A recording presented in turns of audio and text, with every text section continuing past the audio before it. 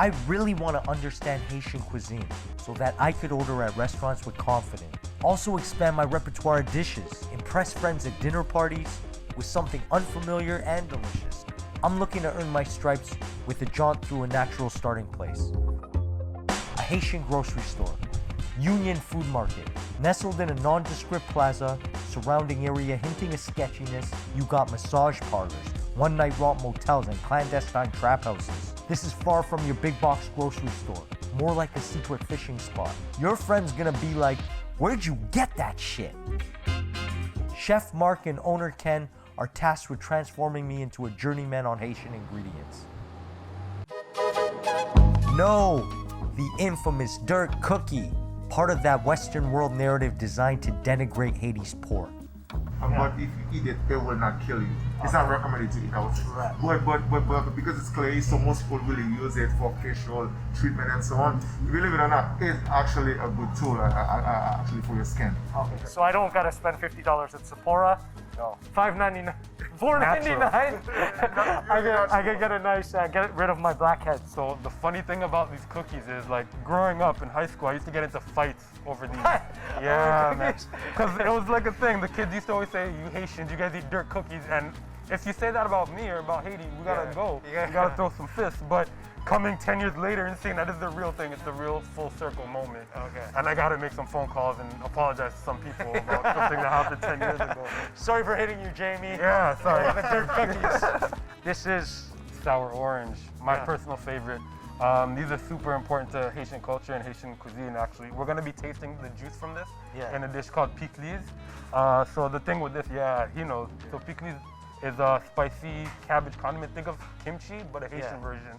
So with these, they're very hard to find. You can get the bottled juice, but nothing beats the fresh. Yeah. So this is like the ugly cousin to the orange. Yes. It's not pretty, Yeah. but the flavor packs a punch, Ugly right? delicious. I know this is in Caribbean cuisine uses it quite extensively. Yeah. Marinades, Definitely. cleansing, right? Yes, cleansing, definitely, use it definitely. for cleansing. The sour orange is a non-negotiable. It tastes like lime impregnated sweet orange. Their offspring has an inimitable subtle tang. If you want to make a dish called guyo, which we're going to be sampling too, you want to marinate your pork in some of this, as well as some other aromatics, some oil. Yeah. But this definitely is the #1 asset. So this is one of my favorite ingredients in Haitian cuisine right here. We have smoked herring, so just take a whiff of that. Smell that through the bag. You can smell that. Whoa! Smoked herring, also known as Aaron salt, will tiger uppercut your olfactory senses in a good way, right through the bag. $2.99 for two? That's Totally. amazing. That's Exactly. amazing. Ken, amazing prices. For $2.99, did Ken catch these himself? That's a ton of flavor on the cheap. And the thing too, when you dry this fish out and you smoke it, it concentrates everything in there. So a little bit of this goes a long way. You take some of the skin off, you peel it back, you flake some of the meat, you can fry it up into a really popular dish called Haitian spaghetti, which is actually a popular breakfast food, believe it or not. Okay. If someone comes in here, they're walking the other way when they see stuff like this because they're scared. Exactly. But if you think of this, think of this in a few ways, right? Like, we love smoked salmon. Exactly. Sardines. This is actually a bigger sardine. Definitely. They're oily fish. Herring's from the sardine family. Yes. So it's an oily fish. It has omega-3s. Healthy. Right? It's extremely healthy. And the flavor, the umami you get from something like this, it just lends its flavor so well. So don't be scared of this, no. Problems getting up in the bedroom, anyone? That one is passion fruit. So you can use it to make cocktail, and you can use it to make juice. Well, in Haiti there is a myth. Yeah. I say myth because I guess I'm gonna wait until I get a bit older to try to see if it works. Every country has that, right? They have the one for the man. This one is for the man. This is actually cassava bread or a cassava cracker. Wow. This is the sweetened version. You can get the plain version, which I also love, but growing up as a kid, this is the one we'd have for breakfast. Bread is so last year. Cassava, made out of cassava with a hard cracker-like shell. Haiti's indigenous Taino peoples were making these thousands of years before Europeans arrived and introduced obesity in the form of wheat, rice, dairy, sugar, and lard. And so this is what actually ties in the cassava bread is Haitian peanut butter. We call it moba. You can get it regular. Crazy thing about Haitian peanut butter is we actually like our peanut butter seasoned. So salt, pepper, some chilies in there. Yeah, it's very unique. And as you can see the oil on top, that's natural. There's no filler in that. You can get it extra spicy, you can get it spicy, or you can get the classic. Okay. So when you say seasoned, you don't mean seasoned with spices, just like pepper. Like pepper, yeah. Yeah. What's the pepper of Haiti again? Very similar would be the Jamaican. Scotch bonnet? Yeah. Okay, so as a first timer, which one do you guys recommend? I could go spicy, It but maybe depends I go middle. Yeah. I'm not going straight for the. If you can take a lot of pepper, because my daughter is 2 years old and she eat that one. Okay, well, this is a good trick for my kids. I'm gonna just slip on some spicy peanut butter in the morning. Yeah. And then when they act bad. we also use a confiture, which is the jam. Yeah. So and this one is different. It's not like the usual one you see in the supermarket and so on. The way this one is made, it's made with chunks and so on. So you feel like you're eating like jam, and it tastes very sweet. You said chunks. The chunks. Yeah. Oh, so texture. You feel the texture, real fruit. Yeah. So the hidden gem to me of this grocery store is the Haitian chocolate. Must have. I've heard about Haitian chocolate. This is the stuff of legends. I've heard. Yes. I think I gotta take 2 of these. You might have to. Haitian hot chocolate is unique. Organic, unprocessed, 100% raw cocoa. I'm told all the hot chocolate I drank was from the Matrix, a program sending electrical signals to my brain, making me think it was hot chocolate. This is phenomenal. It's just pure cocoa. Pure cocoa right here. Yeah. Okay, we're in the Caribbean. Don't forget the beans.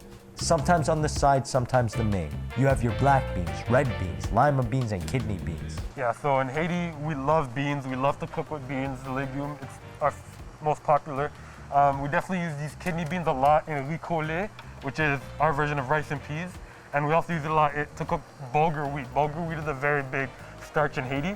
Middle East. The Middle East influence. Yeah, bulgur wheat is very big. Yeah. We actually have some bulgur wheat right here. So you can cook the bulgur wheat with the peas the same way you would rice and peas. You season it up the same way, just as good. So the difference between the two beans, for Good Friday, what we usually do is we make a bean sauce out of these white beans. They're creamier and they pair well with our Good Friday dishes like pickled veggies, pickled fishes. Bean sauce, that's what I'm gonna be cooking for you tonight. Yeah. It's actually same steps, same ingredients as the white bean sauce, but these ones aren't as creamy and it makes a bit of a looser sauce in my opinion, which coats the rice, coats their meat, everything. So in Haiti, there's not a lot of vegetarian dishes, but there are vegetable forward dishes. And one of the biggest ones is maï moulin, which is a soft polenta made with cornmeal. You can season this up the same way you would rice and peas. I personally love to do it with coconut milk, a little bit of scallion, some thyme. It's honestly one of the most versatile ingredients in Haitian culture. All right, we'd be remiss if we didn't speak about the rice. Definitely. The rice. There's so many different types of rice. How do I choose? Marc, how do I choose? For one, you're gonna go with the one that has the Haitian flag on it, always. That's how I choose. You wanna go richela. Yeah. So the thing with richela is it's a long grain brown rice. It's similar to basmati. Think of it as basmati rice's Haitian cousin. Yeah. This is actually gonna be cooked in a dish I make for you today, riz jojon. My personal favorite rice is richela, definitely. So tonight I'm gonna be making for you guys some riz jojon using these jojon mushrooms, but also there is a version that the home cooks can use if you're in a rush or you just wanna season something up, you can definitely use this. This is super unique to Haiti. You're not gonna find this on any other island. Even to get this, it's tough to find it even in Ontario, even Montreal. You gotta really know the plug. They only grow it in Haiti. They only grow it in Haiti, they only use this in Haiti.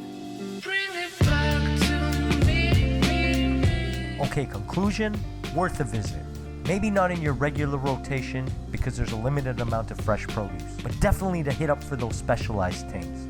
There's healthy and delicious stuff you'd be hard pressed to find anywhere else for fantastic prices, and you're supporting a local business. Even scrolling through Amazon's endless aisles may not reap you these treasures. And if it does, you're paying a premium, like buying ganja on the beach at an all-inclusive resort. But I broke the cardinal rule.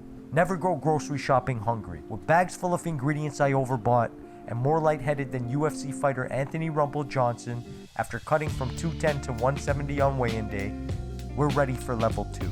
Chef Marc is going to show us how to cook a Haitian national dish you've probably never heard of that takes under 30 minutes. It's a one-pot complete meal that can be made with meat or go meatless. And then we're going to feast on like 5 core Haitian dishes that will leave you wondering, why haven't I tried these sooner? Join us next week as we get closer to our goal of speaking fluent Haitian cuisine.